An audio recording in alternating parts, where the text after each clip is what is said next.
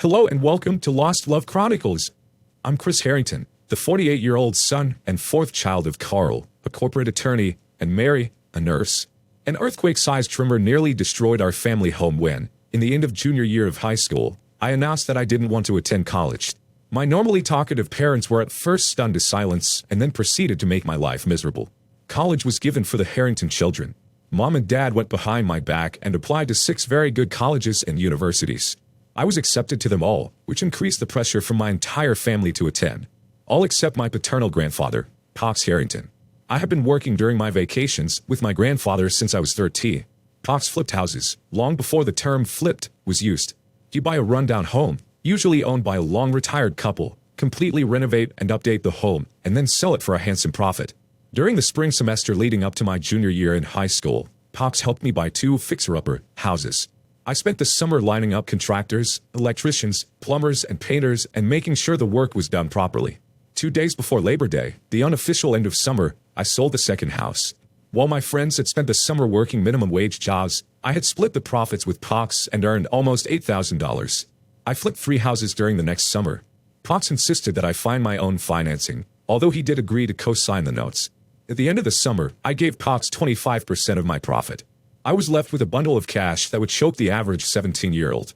Although I was an above-average student and enjoyed learning, I knew college wasn't for me. I eventually came to a truce with Mom and Dad. Together, we agreed that I would take off the year after graduating high school, but needed to reapply to colleges, and as a family, we would all decide if I would attend the following year. While my friends worked part-time summer jobs and prepared for their first year of college, I bought a used Ford F-150 pickup truck with 123,000 miles, a primitive cell phone, and started Harrington Construction. I contacted every real estate agent who would talk to me and explain the type of houses I was interested in purchasing. I committed to using them as the buying agent when I bought a home that they recommended, and as the selling agent when the renovations were complete. That's how I met the Kelly sisters. Jan and Mickey were mid-20s and relatively new agents who had recently started in real estate after finishing college.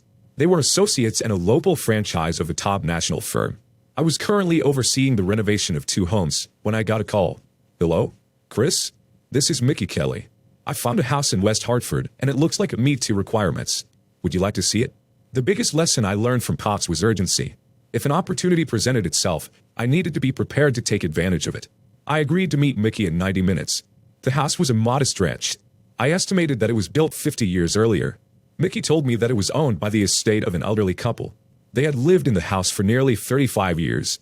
Their children lived on the West Coast and were looking to dump the house and settle the estate as quickly as possible. The house was in excellent structural shape, but was run down and in need of a great deal of updating. What do you think they'll take? I asked Mickey. I think it will go pretty quickly and will come close to the $89,000 asking price. I suspected she was right. I'll offer $85,500 cash. I want 5 days to complete the due diligence process and will close within 5 days of the inspector's report, assuming there aren't any problems. Mickey was thrilled.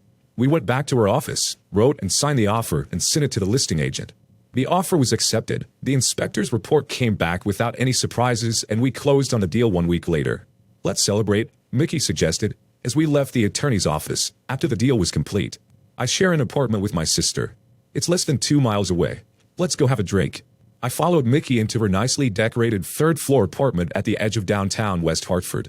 She let me open a bottle of Merlot and pour 2 glasses. We silently toasted and each took a sip. I hope you don't mind if we celebrate in other ways. Pops had taught me a great deal about the real estate business, including the fact that female agents were often grateful to be working with contractors who might buy and sell multiple houses in a year. He often said, if I was younger and wasn't married to Grandma, I'd take full advantage of any bonus they offered. Mickey leaned in and kissed my lips. When she pulled back and saw the smile on my face, she leaned back in and pushed her tongue into my mouth. It was a very aggressive kiss.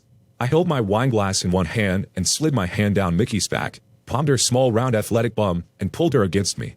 We kissed and groped for a few minutes, before Mickey backed away.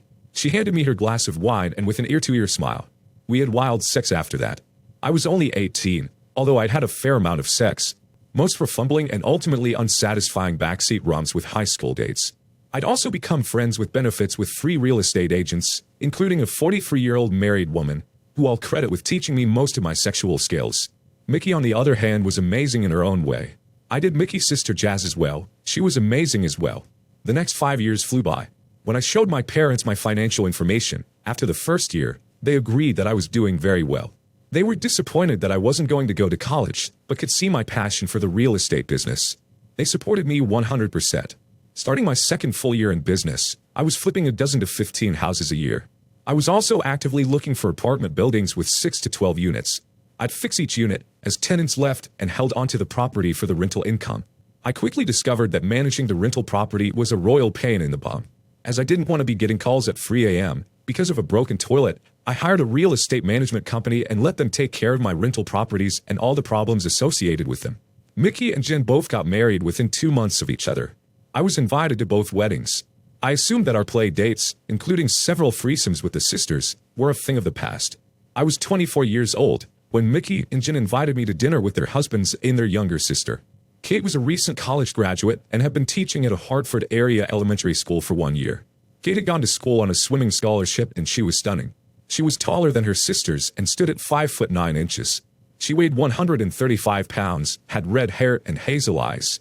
Her athletic build was highlighted with long trim legs and the most gorgeous hips ever.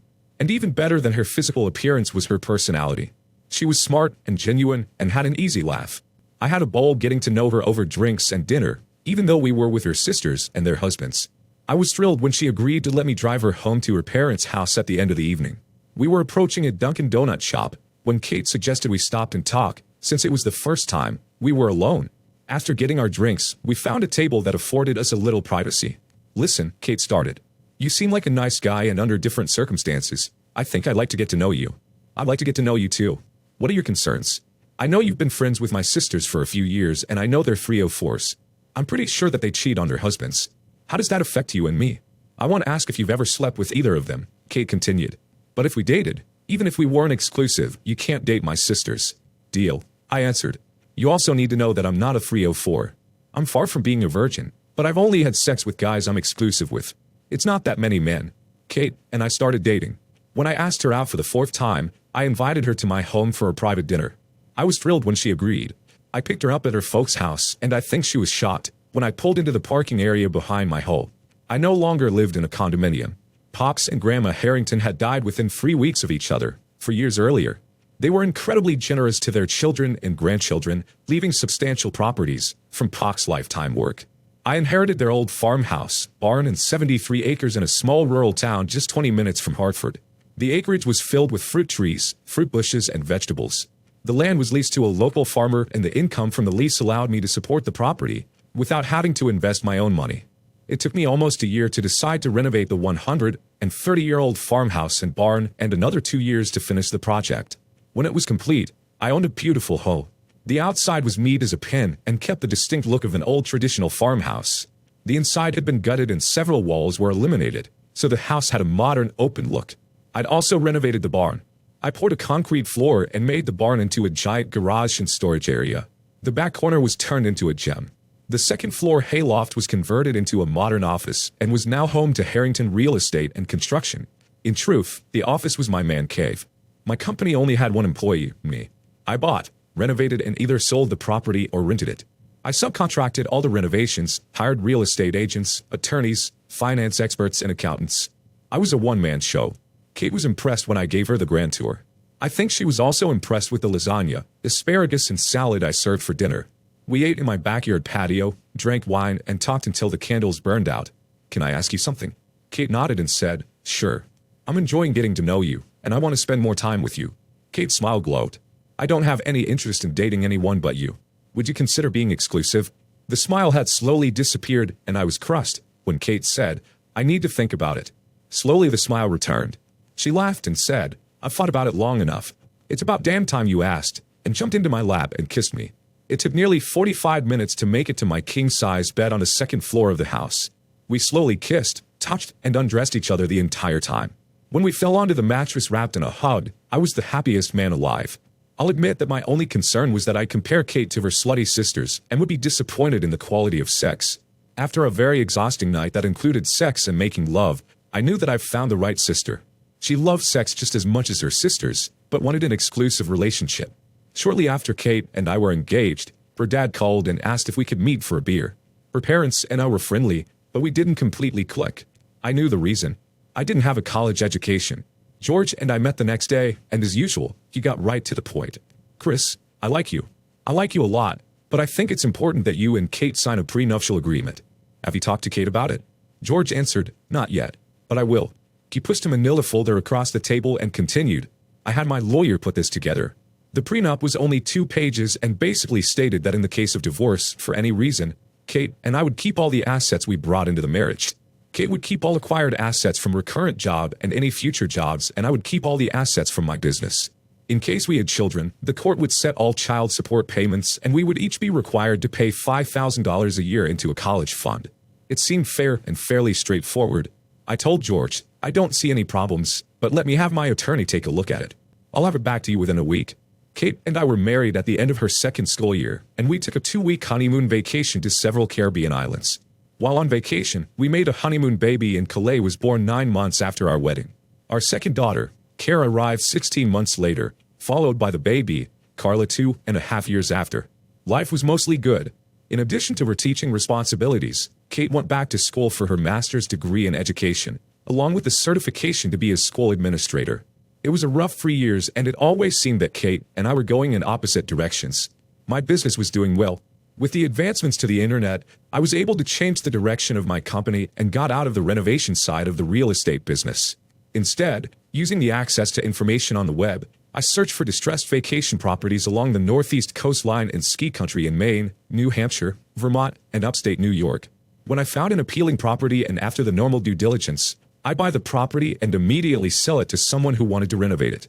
In real estate terms, this type of transaction is known as a wholesale flip. I obviously wouldn't make as much money on each flip, but instead of 12 to 15 regular flips a year, I was completing 75 to 100 wholesale flips.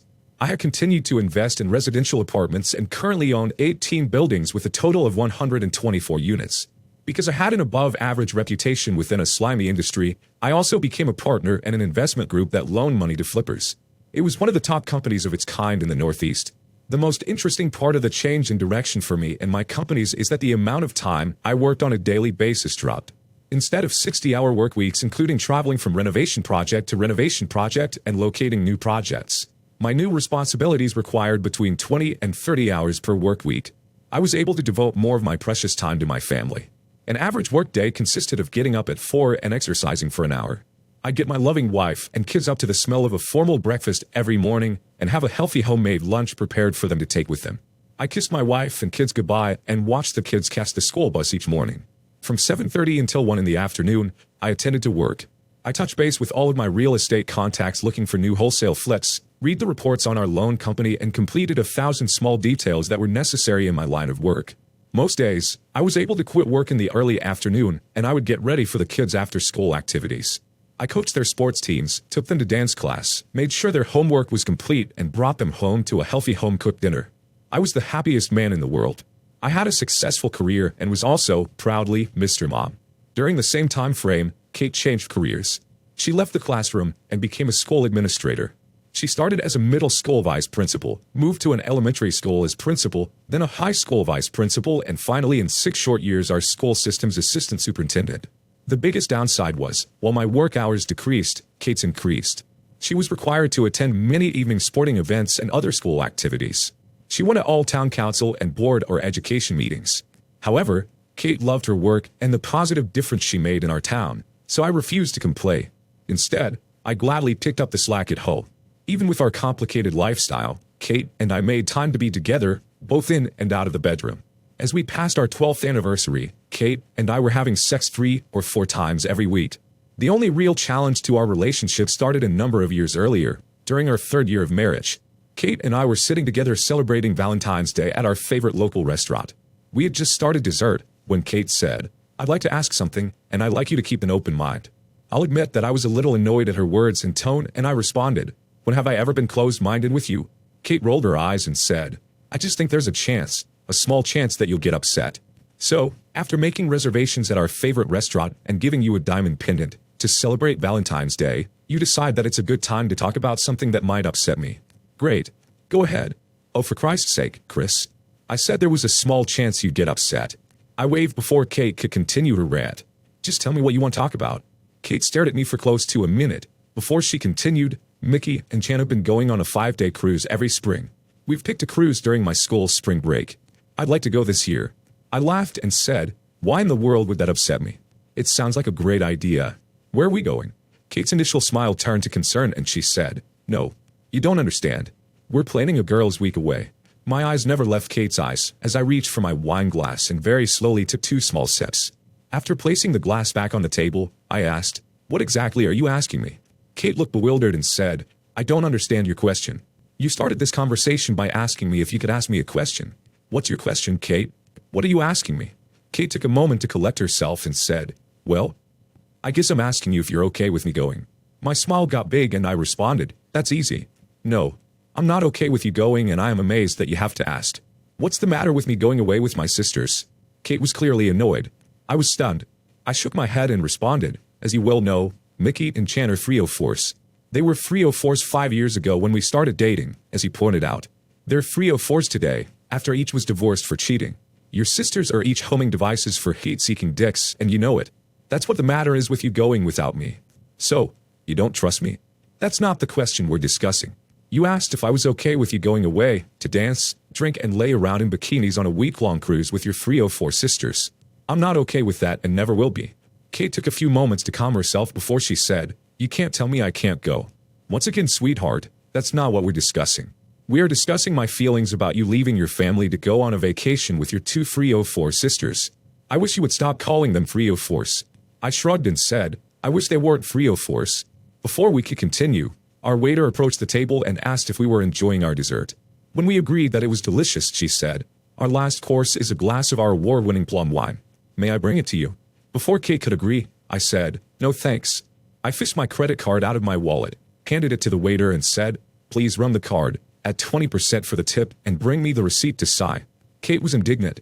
She raised her voice and said, we will be staying for the wine, and to the waiter, said, and we'll take it now. Thank you.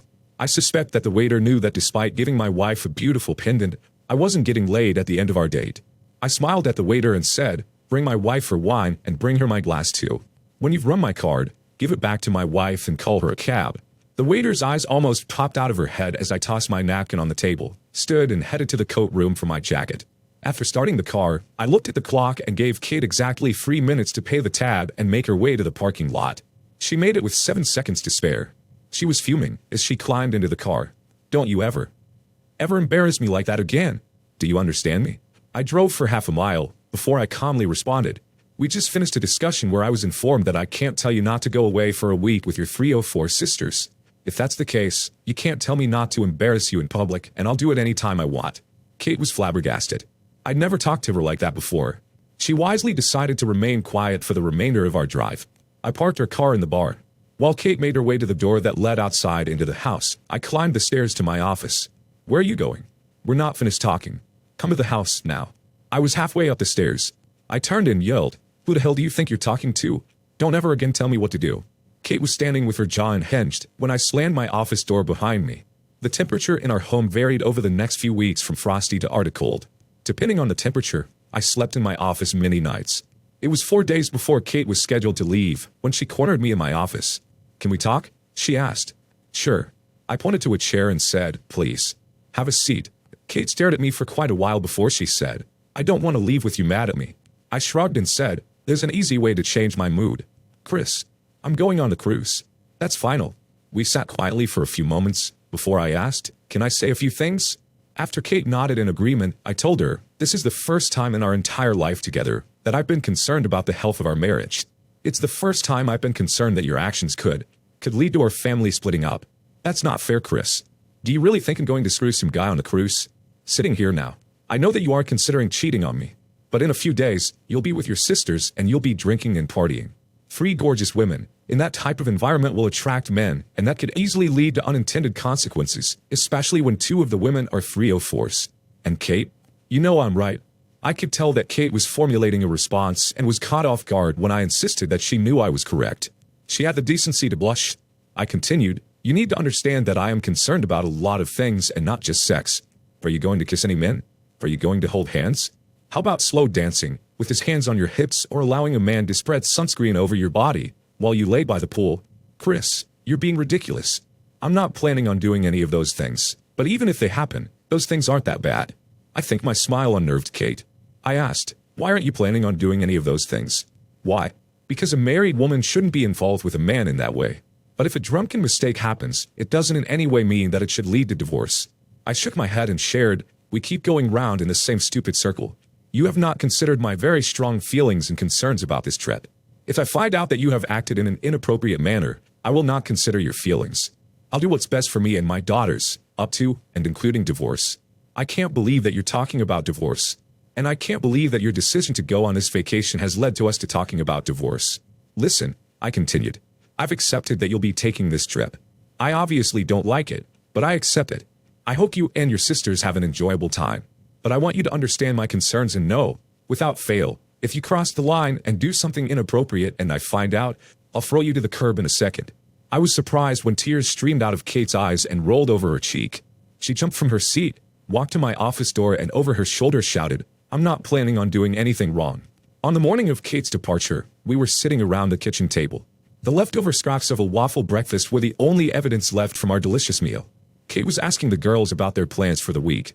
When the kitchen clock hit 8 in the morning, Kate looked at me and said, we need to get going. I told Mickey that we'd pick her up at 8:30 and Jen at 9. We? I asked. Of course. You're driving us to the airport. Kate, I've got conference calls scheduled for 8:30, 9 o'clock and 9:45. I'm going to my office. What the hell's the matter with you? What kind of husband doesn't drive his wife to the airport? I was halfway to the kitchen door when I answered, the kind of husband who won't support this vacation in any way. And then turning to the girls, I told them, please clean off the table and counters before you turn on the TV. The next 9 years flew. Clay had just turned 13, Kara was 11 and Carla 8. I continued to love the responsibility of being Mr. Mom and being the primary caregiver to the children. Kate appreciated my efforts, as it allowed her to continue as a top administrator in our town school system, as well as posts on several state of Connecticut and national education boards. I was incredibly proud of my wife, while at the same time enjoying the close bond one had formed with my 3 daughters. It was a Friday afternoon during the last full week in April. Kate had returned 2 weeks earlier from her ninth spring vacation cruise with her sisters. My phone was muted and I was listening in on a conference call. I wasn't scheduled to contribute to the call. Only listen. I was standing by the open office window enjoying the warm spring breeze when Kate's car sped into the driveway. It was closely followed by her sister Jan's car.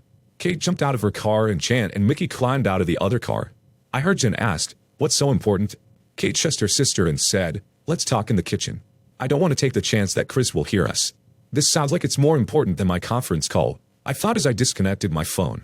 Almost immediately, I punched the home security app on my cell phone and navigated to the camera in our kitchen.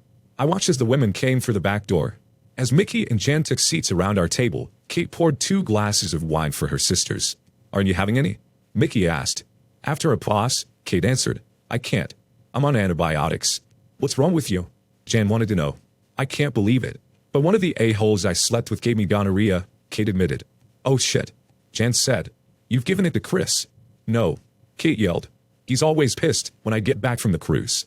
We ease back into sex after a couple of weeks. When will your doctor be notifying Chris? Mickey wanted to know. I don't think they will. I went to a walk-in clinic in Albany, New York and paid cash. I told them that I was single and the only sex I'd had in the last 6 months was on the cruise with strangers. I had to give the clinic our cruise line information and the first name of the guys I slept with. The medical authorities will try to track down the guy who passed this to me. I didn't need to hear any more and shut off the app. I went to the bookshelf, opened the bottle of Knob Creek and poured an inch. After sitting behind my desk and taking a healthy sip, I realized that I'd been preparing for this moment for a decade and had already fought through the tasks necessary to end my marriage to Kate. I was sad, almost dead inside, but I was determined to look out for myself and my children. I called my personal attorney and told him to start a divorce petition. I wanted the prenuptial agreement enforced. I wanted the house, as I'd inherited from my grandfather. Most importantly, as the primary caregiver, I insisted on full custody of my girls. My attorney agreed that the custody issue shouldn't be a problem.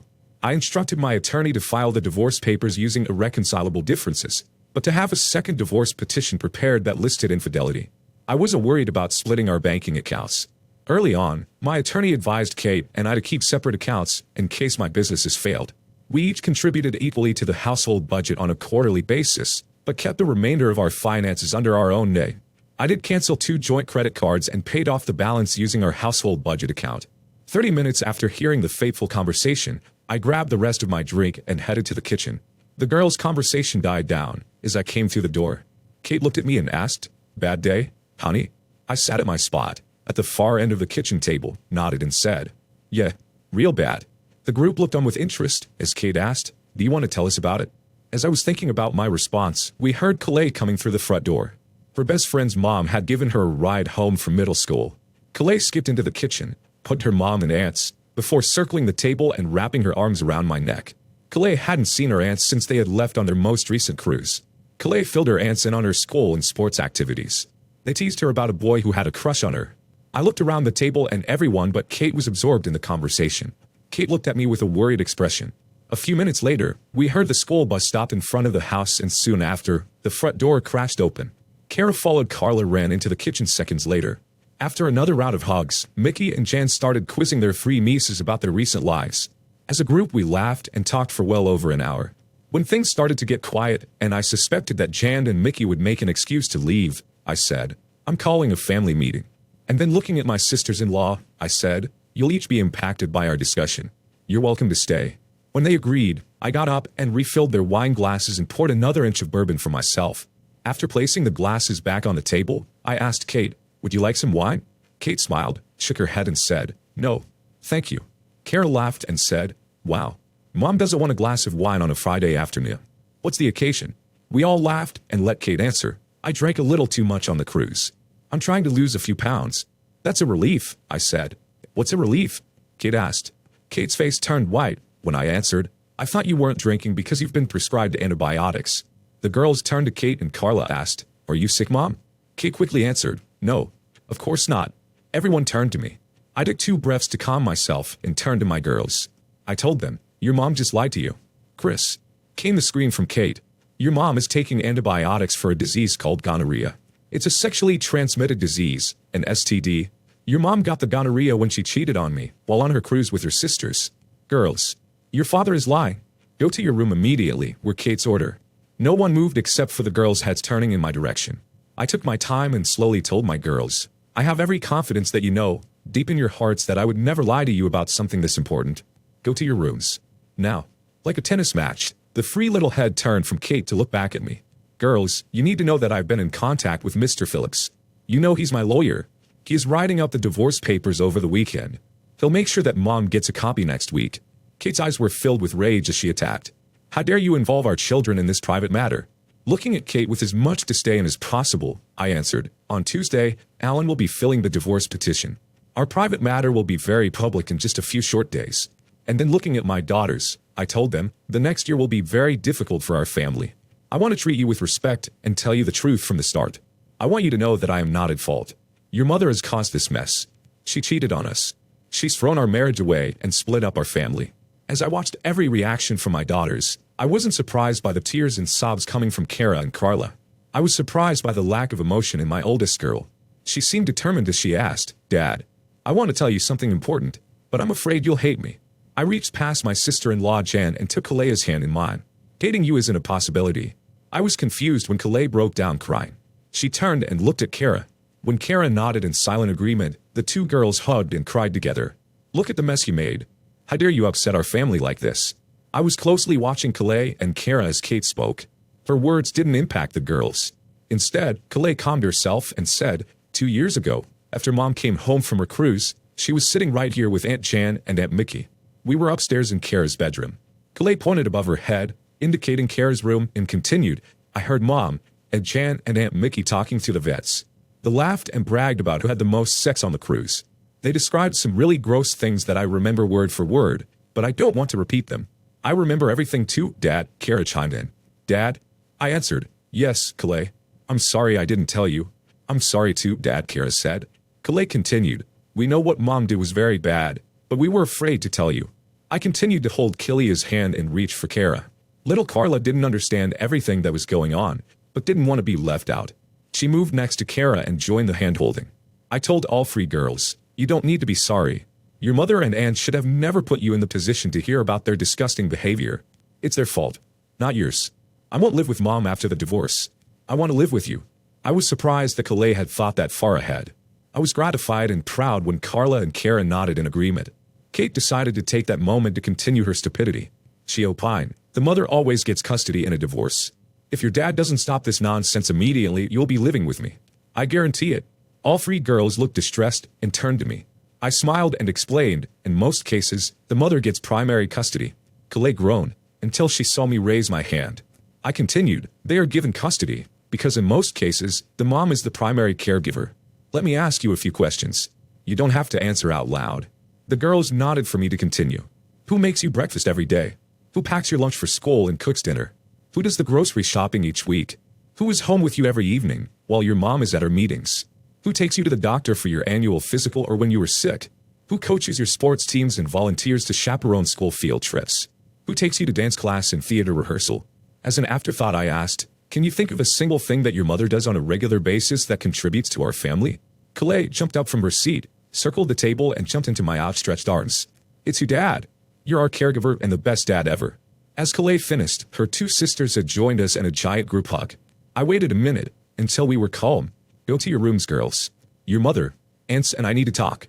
I was given free juicy kisses on the cheek. The girls ignored Kate, Jan and Mickey as they headed out of the kitchen. They were leaving the kitchen when I instructed, "Girls, I don't want you eavesdropping.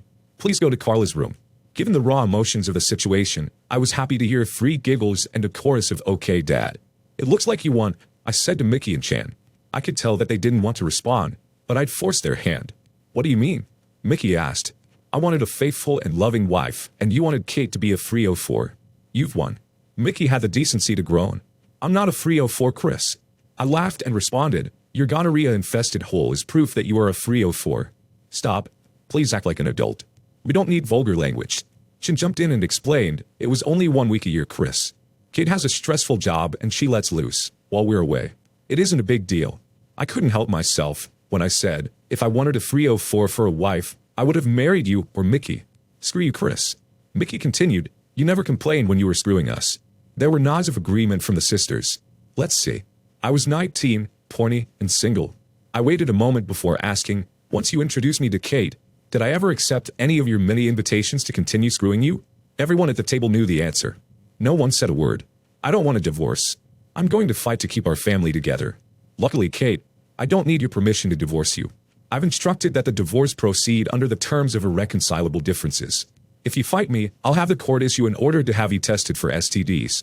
I think the gonorrhea that's infesting the cesspool between your legs will prove you're a cheater.